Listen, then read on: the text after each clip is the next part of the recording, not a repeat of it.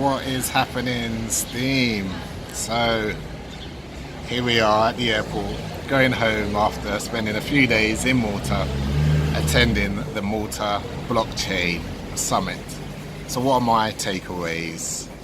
Number one, I think it's important to realise that this whole blockchain island narrative that's being pushed in Malta is part of a bigger picture for the Maltese government, where they're looking to be a digital hub or a hub of digital innovation.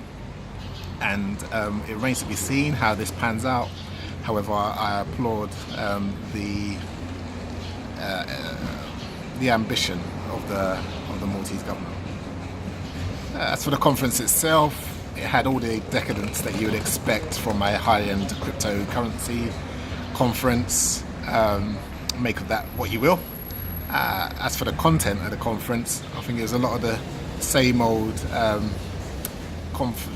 conversations that have been had over the last 2 or 3 years, but just with different people. So questions around the use cases or appropriate use cases of blockchain and cryptocurrency. Many projects that are imminently going live, or projects that have gone live and are now quoting multi-year roadmaps before being able to realise their ambitions, or are having to pivot away from their initial purpose in order to try to realise benefits for their users. And I guess we are where we are, however it would be nice to see things moving on. My big takeaway, however, from the conference is one around services. I mentioned in my video yesterday that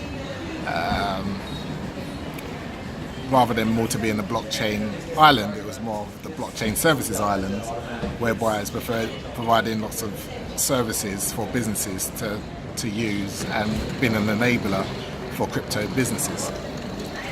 And in that vein, a lot of the projects now that I'm seeing are around blockchain services. So things like exchanges and different types of exchanges, whether that's futures exchanges or whatever, and also wallets and different kinds of wallets and hardware wallets.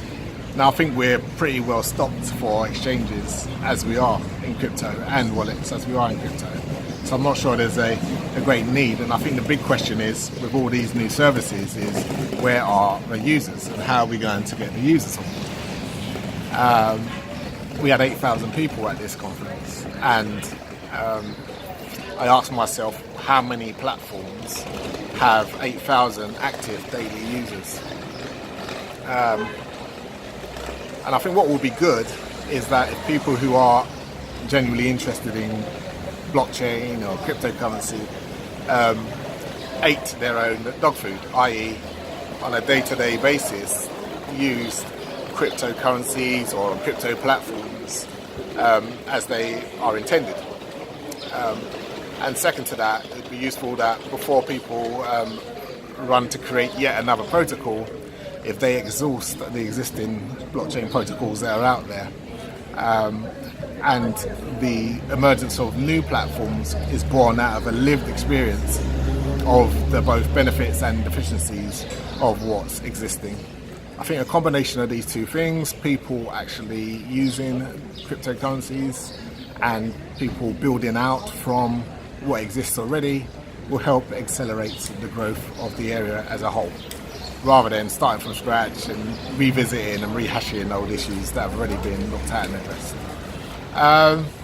But that says, all in all, very enlightening and a good experience, and it's really positive that a country is looking to embrace blockchain at a time where we have bear markets and many countries being fearful of it.